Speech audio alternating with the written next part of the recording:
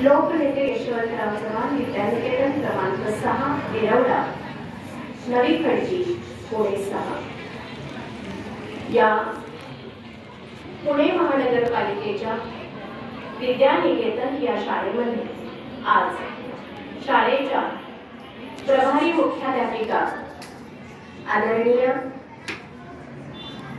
सौभाग्यवती पाटणे मॅडम, त्याचप्रमाणे ज्येष्ठ शिक्षक श्री ओवाळ सर आणि माझे सर्व सहकारी बंधू भगिनी, त्याचप्रमाणे उपस्थित पालक वर्ग आणि आवर्जून आजच्या कार्यक्रमासाठी शाळा व्यवस्थापन समितीच्या अध्यक्षा आणि आमच्या अतिशय उत्साही अशा पालक म्हणून सुद्धा भूमिका निभावणाऱ्या खाडेताई, आज आवर्जून आणखी उपस्थित असलेल्या आमच्या चित्रकलेच्या शिक्षिका आणि आमची मैत्रीण बोर्डे मॅडम आणि तुम्ही सगळे विद्यार्थी अगदी असे छान तयार होऊन आलेले आहात। मराठी भाषा गौरव दिन आपल्याला साजरा करायचा होता आणि त्या निमित्तानं आजच्या दिवसाचं औचित्य म्हणून या ठिकाणी मी आपल्याशी संवाद साधायला उपस्थित आहे। मुलांनो, माझ्या मराठी मातीचा लावा ललाट असलेला, माझ्या मराठी मातीचा लावा ललाट असलेला, तिच्या संगाने जागल्या, तिच्या संगाने जागल्या दर्या खोऱ्यातील शिळा, तिच्या संगाने जागल्या दर्या खोऱ्यातील शिळा, असं इतकं अप्रतिम सुंदर वर्णन करणारे कविवर्य कुसुमाग्रज म्हणजेच ज्यांचं नाव आहे विष्णू वामन शिरवाडकर यांचा 27 फेब्रुवारी हा जन्मदिन। आता मराठी साहित्याची जी काही दालनं आहेत त्या दालनांमध्ये अनेक प्रकारांनी ही सगळी दालनं समृद्ध आहेत। माझ्या मराठाची बोलू कौतुके परी अमृतातेही पैजा जिंके, ऐसी अक्षरे रसिके मेळवीन, अशी जणू काही प्रतिज्ञाच केलेले संत साहित्याचे आणि वारकरी संप्रदायाचे अनुभवी ज्यांनी खूप अनमोल अशी मराठी साहित्य संपदेमध्ये भर घातली, ज्ञानेश्वरी ग्रंथ लिहिला, अमृत अनुभव लिहिला, चांगदेव 65 लिहिली, हरिपाठाचे अभंग लिहिले, अनेक अभंग रचले, ते संत श्रेष्ठ श्री ज्ञानेश्वर माऊली यांनी मराठी भाषेची प्रतिज्ञा 13व्या शतकात केली होती। आता आपण 21व्या शतकात आहोत। तत्पूर्वी सुद्धा श्रवण बेळगोळ या ठिकाणी मराठी भाषेचा आद्य शिलालेख सापडला असं वर्णन आहे।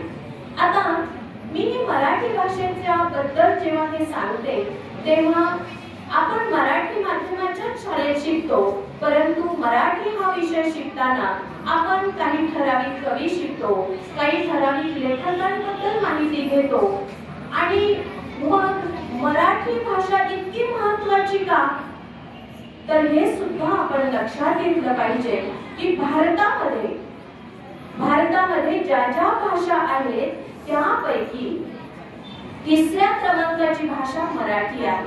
जगामध्ये 10व्या क्रमांकाची, इतकी ती महत्त्वाची आहे आणि म्हणून मराठी भाषेमध्ये पहिल्यांदा काय लेखन झालं तर विवेक सिंधू हा पहिला मराठी आद्य ग्रंथ लिहिला गेला आणि मग ज्ञानदेव, नामदेव, जनाबाई, त्यांच्याप्रमाणे संत नामदेव यांनी देखील मराठीत लिहायला सुरुवात केली। त्याच्या अगोदर संस्कृत ही ज्ञानभाषा होती आणि बोली भाषा मात्र ही मराठी होती, परंतु अनेक वेळा आपल्याला माहिती आहे की मी जी काही भाषा बोलते ती जुन्नरची भाषा आहे, नगरची भाषा वेगळी आहे, कोकणची भाषा वेगळी आहे, अहिराणी भाषा वेगळी आहे किंवा वऱ्हाडी भाषा वेगळी आहे, मराठवाड्यातली भाषा वेगळी आहे. तर अशा मराठीच भाषेचे वेगवेगळे प्रकार आपल्याला दिसून येतात आणि म्हणून प्रमाण भाषा असली पाहिजे. यासाठी पाठ्यपुस्तकातून जी भाषा शिकवली जाते तिला प्रमाण भाषा म्हणतात. पण आता अलीकडच्या धोरणामध्ये नुसती प्रमाण भाषाच नाही तर वेगवेगळ्या प्रकारच्या बोली भाषांचा देखील यामध्ये समावेश झालेला आपल्याला पाहायला मिळतो. आता मुलांना म्हणून भाषा ही एकमेकांच्या विचारांची देवाणघेवाण करणारं एक प्रमुख माध्यम आहे. किंवा मला असं पण सांगावंसं वाटतं की विज्ञानामध्ये बरं का गिरीश, विज्ञानामध्ये आता 7वी 8वीच्या मुलांना कळेल बघा की एखादं मूलद्रव्य असेल, एखादा पदार्थ असेल, कोणताही पदार्थ, तर तो पदार्थ सूक्ष्मातिसूक्ष्म कणांपासून बनलेला असतो.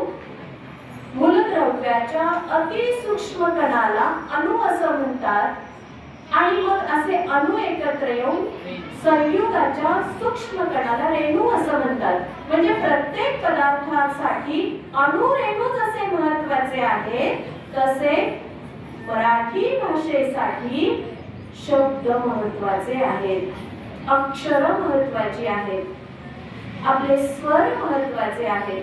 हे स्वर, हे व्यंजन, ही मुळाक्षर, ही बाराखडी आणि त्यापासून तयार होणारे शब्द आणि शब्दांची वाक्य बनतात, वाक्यांचे परिच्छेद बनतात, परिच्छेदांपासून धडे बनतात, गोष्टी बनतात, कथा बनतात, कविता बनतात, नाटकं बनतात आणि हे सगळं मराठीचं साहित्य आहे.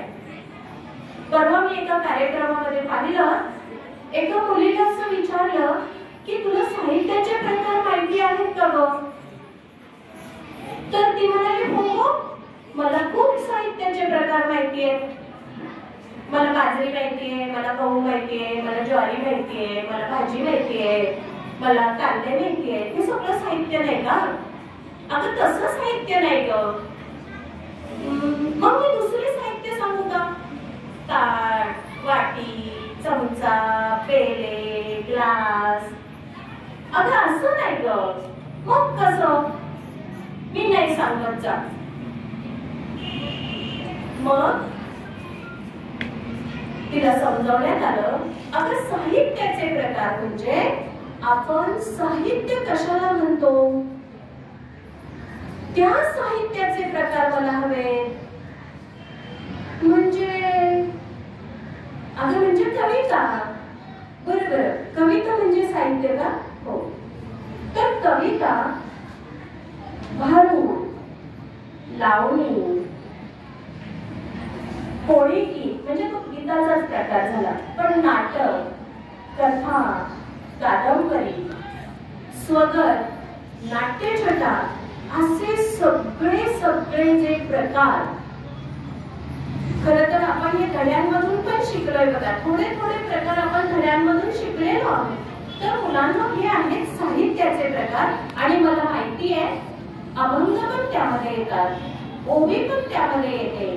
ओवीचं मुख्य लेखन हे ज्ञानदेवांनी केलं आणि अभंगाचं प्रमुख लेखन हे अनेक संतांनी केलं. त्यामध्ये बखर पण येते, त्यामध्ये शब्दकोश पण येतात. बखर म्हणजे काय? ऐक ना ग ताई, तुम्ही आता जे कार्यक्रम सादर करणार आहे ना, तो जो इतिहासातला जो काही पुरावा असतो, इतिहासातले जे संदर्भ असतात, ते सारे संदर्भ या बखरीमध्ये आपल्याला मिळतात. म्हणून आता तुम्हाला 8वी पर्यंत बखर हा प्रकार नाही, पण 9वीला 10वीला कुठे ना कुठेतरी या बखर प्रकाराची तुमची गाठ पडणार आणि मग तुमच्या लक्षात येणार की अरे बखर म्हणजे इतिहासातला दस्तऐवज. मुलांनो, आता तुम्ही मोबाईलने सगळे एकमेकांना मेसेज करता ना, व्हॉट्सअपवर करता किंवा मेल केली जाते. हे आदान प्रदानाचं साहित्य कोणी सांगावं सर, कदाचित हे सुद्धा साहित्याच्या प्रकारात पुढे मोडेल. पण यापूर्वी एकमेकांना निरोप द्यायचा तर पत्र लिहिली जायची बरं का. आणि हा पत्र व्यवहार म्हणजे सुद्धा साहित्याचा प्रकार आहे. तुम्हाला माहितीये की असे अनेक मोठे मोठे साहित्यिक हे एकमेकांशी पूर्वी फोन इतके स्वस्त नव्हते आणि मग एकमेकांना कसं कळवायचं आपल्या भावना, किंवा अगदी एखादी मुलगी सासरी गेली तर ती आपली खुशाली पत्रातून कळवायची. तर असे किंवा इंदिरेस पत्र, मला आवर्जून इथे आठवतंय की इंदिरा गांधी त्यांचे वडील पंडित नेहरू, तुम्हाला माहिती आहे हे स्वतंत्र भारताचे पहिले पंतप्रधान.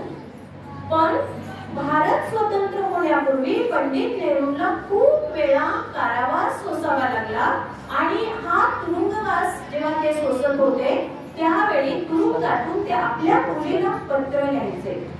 किंवा मला असं आठवतं की आपल्या महाराष्ट्राचे शिल्पकार ज्यांना म्हटलं जातं, किंवा आपल्या महाराष्ट्राचे पहिले मुख्यमंत्री लोकनेते यशवंतराव चव्हाण, हे सुद्धा जेव्हा जेव्हा दौऱ्यावर असायचे तेव्हा ते आपल्या पत्नीला म्हणजे वेणूबाईंना पत्र लिहायचे.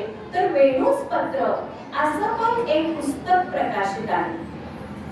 मला हे सगळं का सांगायचंय मुलांना, हे साहित्याचे प्रकार आपण लक्षात घेऊयात.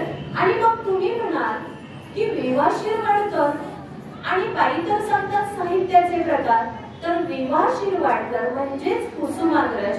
बाईंनी तुम्हाला मगाशी सांगितलं की कुसुमाग्रज आणि विवा शिरवाडकर हे एकच कसे, तर कुसुमाग्रज हे त्यांचं टोपण नाव, हे आपण आजच्या दिवशी लक्षात कायम ठेवायचं. कुसुम ही त्यांची बहीण, त्या बहिणीच्या आधी जन्मलेले अग्र म्हणजे आधी, ज म्हणजे जन्मलेले, 8वीच्या मुलांनी लक्षात ठेवा हा. कुसुमाग्रज हा एक तर संधियुक्त शब्द आहे, समासयुक्त शब्द आहे. आणि दुसरं मला सर याच्यामध्ये असं वाटतं मॅडम, असं मला वाटतं की आपण म्हणतो की महिलांचं सबलीकरण है ना, स्त्रियांचं आपण म्हणतो की त्यांना मान सन्मान दिला पाहिजे. कुसुमाग्रज यांचा जन्म 27 फेब्रुवारी 1912चा. त्यावेळी कुसुमाग्रजांनी म्हणजे विष्णू, त्यांचं नाव विष्णू वामन शिरवाडकर, हे विष्णू नाव जास्ती लोकांना माहितीच नाहीये.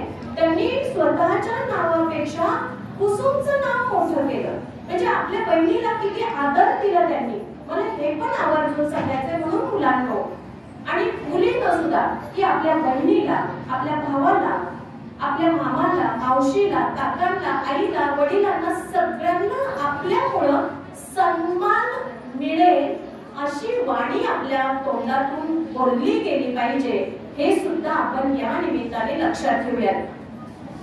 आपण कुसुमाग्रज यांचं जर जीवन पाहिलं तर ते नाशिकला त्यांचा जन्म झाला आणि तसं परिस्थिती अगदी सर्वसामान्यच. पण गोदावरीच्या किनाऱ्यावर बसून गोदावरीकडे पाहता पाहता त्यांना लेखनाचा नाद लागला, छंद लागला. तेव्हा आपला भारत पारतंत्र्यात होता आणि काही स्वातंत्र्याच्या चळवळींचा त्यांचा जवळून संबंध आला आणि मग गरजा जय जयकार, क्रांतीचा गरजा जय जयकार, म्हणजे भारत मातेला पारतंत्र्यातून स्वतंत्र करण्यासाठी जसं जसं की काही आपण म्हणतो स्वातंत्र्य सैनिकांचा हातभार होता, तसाच लेखक कवींचा सुद्धा होता. वसंत बापटांची सुद्धा बिजली ही कविता त्याच प्रकारची आहे. तर किंवा आता बघा, जेव्हा युद्ध सुरू होतं त्या युद्धामध्ये अनेक सैनिक कामी आले, अनेक सैनिक मृत्युमुखी पडले. ना त्यांचं नाव माहिती, ना त्यांचं गाव माहिती, आणि कुसुमाग्रज लिहिते झाले, अनामवीरा जिथे जाहला तुझा जीवनांत, स्तंभ तिथेना कोणी बांधला पेटली नवात. म्हणजे इतकं आपण म्हणतो ना की त्या सैनिकांच्या भूमिकेत जाऊन त्या सैनिकांच्या बद्दलची राष्ट्रभावना, देशभक्ती, देशनिष्ठा असं सगळं कुसुमाग्रजांनी अनेक कवितांमधून मांडलं. मला कुसुमाग्रज हे मूळचे शिक्षक होते हे पण सांगायचंय. आणि असंच झालं, एकदा नाशिकला पावसाळ्याचे दिवस होते. खूप पाऊस पडला, खूप पाऊस पडला आणि नदी दुथडी करून वाहू लागली. आता मी आवर्जून काही शब्द म्हणत आहे. दुथडी करून वाहू लागली म्हणजे नदीला पूर आला. नदीला इतका पूर आला की अवघं नाशिक जलमय झालं. अनेकांच्या घरात पाणी साठलं आणि कुसुमाग्रजांचा एक अतिशय सामान्य परिस्थितीतला विद्यार्थी त्याच्याही घरामध्ये पाणी साठलं. खूप बिचारा निराश झाला, हताश झाला. जेव्हा घरात पाणी साठतं किंवा पुराचं पाणी घरात येतं, हा अनुभव तुम्हाला नाहीये, पण नुसतं चित्र डोळ्यासमोर उभं करा की जर आपल्या घरामध्ये पुराचं पाणी घुसलं तर काय होईल. सगळं साहित्य त्याचं वाहून गेलं.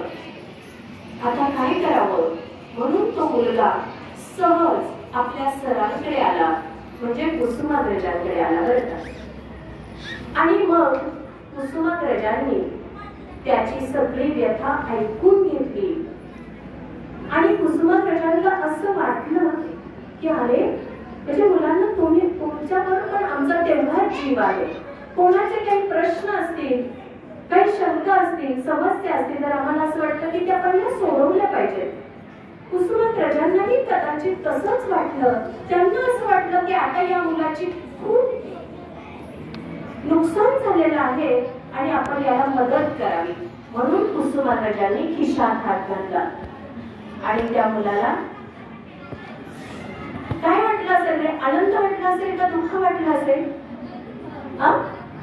काय वाटलं असेल? पण असं नाही झालं. नीट ऐका, काय झालं? खिशात हात जाताच तो चटकन उठला. खिशात हात जाताच तो आलेला मुलगा चटकन उठला आणि म्हणाला, पैसे बिसे नको सर, जरा एकटेपणा वाटला. पैसे बिसे नको सर, जरा एकटेपणा वाटला. मोडून पडलं घर जरी, बघा तो मुलगा काय म्हणाला, मोडून पडलं घर जरी मोडला नाही कणा. कणा म्हणजे आपल्या पाठीचा मणका.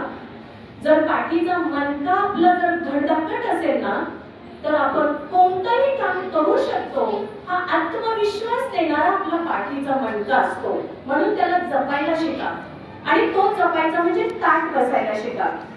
आणि तुम्ही मुळातच सगळे छान बसलाय, ताठ बसलाय, तुमचे हात मांडीवर आहेत, डोळे माझ्याकडे आहेत, कान सुद्धा माझ्याकडे आहेत आणि इतके तुम्ही छान बसलाय, तर तो मुलगा असं म्हणाला की सर पैसे बिसे नको, जरा एकटेपणा वाटला.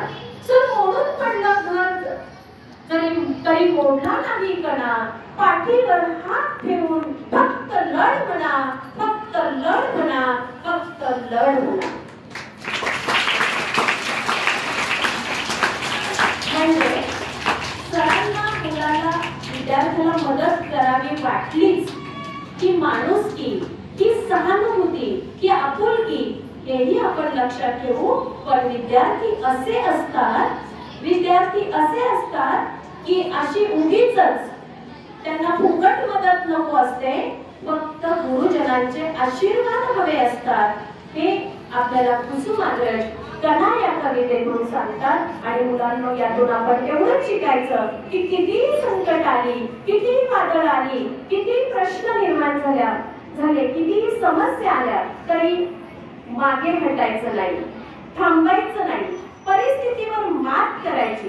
मुलांनो, आपल्याला परिस्थितीपेक्षा आपली मनस्थिती सांभाळली पाहिजे, हेही आपण लक्षात ठेवूयात. तर अशा कुसुमाग्रजांनी अनेक कविता लिहिल्या. विशाखा हा काव्यसंग्रह त्यांचा नेहमी लक्षात ठेवायचा. खूप छान छान कविता आहेत, मोठी झाल्यावर तुम्ही नक्की ऐका. त्यांनी कविता लिहिल्या, त्यांनी लघुनिबंध लिहिली, त्यांनी कथा लिहिल्या, त्यांनी कादंबऱ्या लिहिल्या, त्यांनी नाटकं पण लिहिली. असे साहित्याचे अनेक प्रकार हाताळले.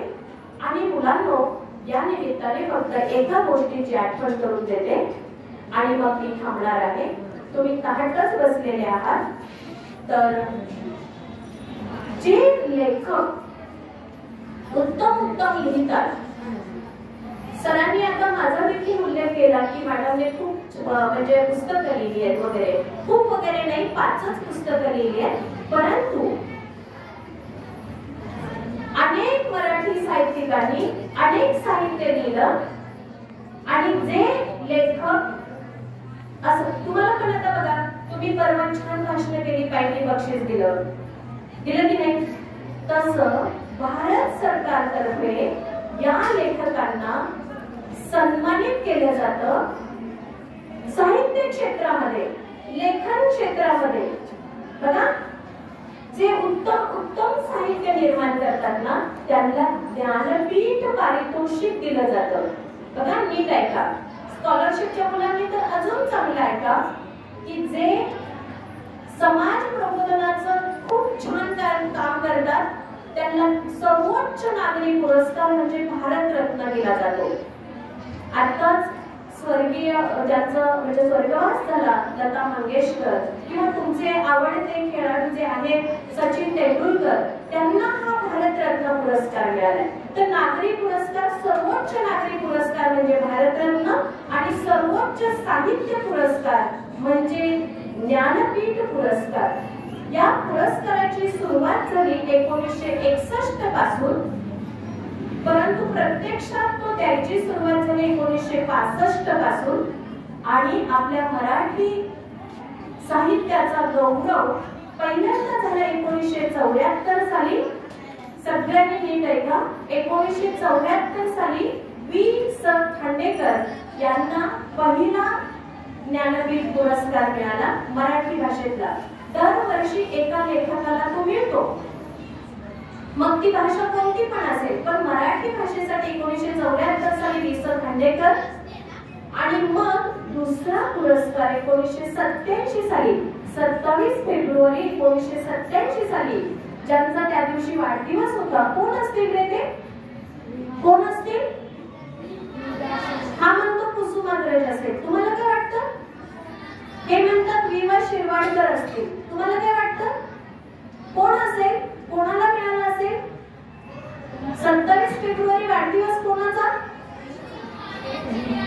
बरोबर, विष्णू वामन शिरवाडकर. त्यांना तात्यासाहेब शिरवाडकर असं पण म्हणायचे बरं का. तर तात्यासाहेबांना 1987 साली हा ज्ञानपीठ पुरस्कार मिळाला. आणि आणखी पण बरं का, 2003 साली आता कोणीतरी उल्लेख केला विंदा करंदीकरांचा. त्यांची खूप छान कविता आहे की देता देणाऱ्याने देत जावे, घेणाऱ्याने घेत जावे, देता देता एक दिवस देणाऱ्याचे हातच घ्यावेत. इतकी ती छान कविता आहे, तुम्ही ती मिळवा आणि वाचा. आपल्या मराठीत पण तो उपक्रम आहे.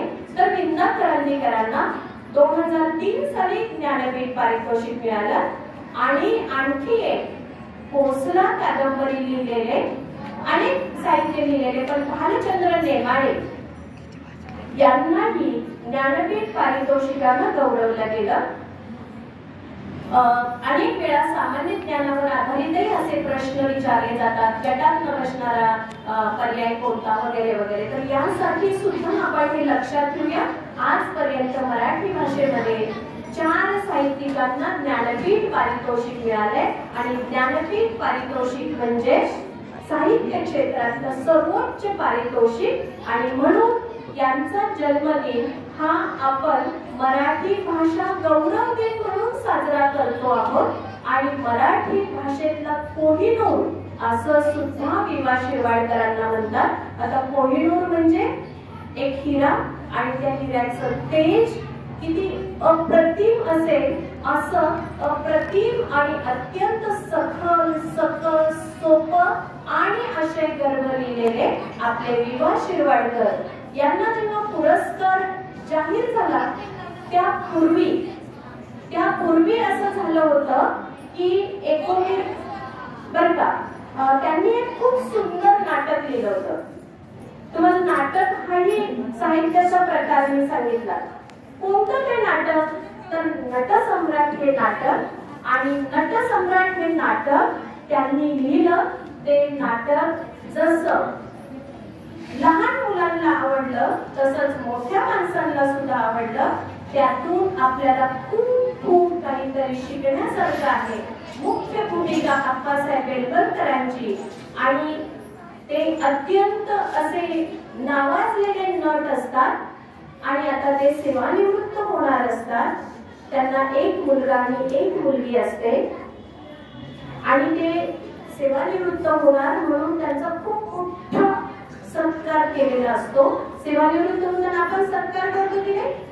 तर असं खूप मोठा सत्कार केलेला असतो. त्यांना खूप मोठी रक्कम मिळालेली असते आणि ती रक्कम ते काय करतात? जसे आपले मम्मी पप्पा पण आपल्यावर खूप प्रेम करतात तसं ते नटसम्राट मध्ये मुख्य भूमिका असलेले अप्पासाहेब बेलवलकर ते काय करतात? घरी आल्या आल्या त्या रकमेची 2 ठिकाणी विभागणी करतात. तुमचे मम्मी पप्पा पण तुम्हाला भेळ आणली की 2 म्हणजे जेवढी मुलं असतील तेवढा वाटा करतात की तुला आणि तुला करतात ना रे असं, तर वेगळे वेगळे देतात.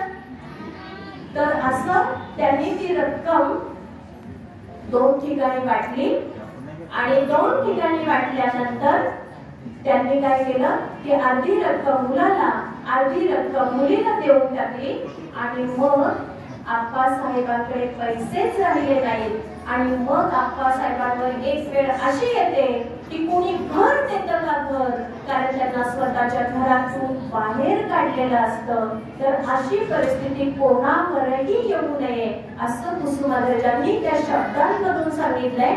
मी वेळेची मर्यादा लक्षात घेऊन तो प्रसंग काही इथे सादर करणार नाही, परंतु जमेल तेव्हा जमेल तसं केव्हा ना केव्हा तरी नटसम्राट हे नाटक तुम्ही आवर्जून पहा. मोठे झाल्यावर वाचा सुद्धा. आणि मुख्य म्हणजे मुलांनो, कुसुमाग्रज जसे लिहित होते अनेक कवी आपल्याला पाठ्यपुस्तकातून भेटायला येतात. परवा लिओनार्दो दा विंची या पाठाचे लेखक जे आहेत ते डॉक्टर अच्युत गोडबोले ते सुद्धा मला या एका कार्यक्रमामध्ये भेटले. तर काय निरोप आहे त्यांचा सगळ्यांचा, या साहित्यिकांचा निरोप काय आपल्यासाठी?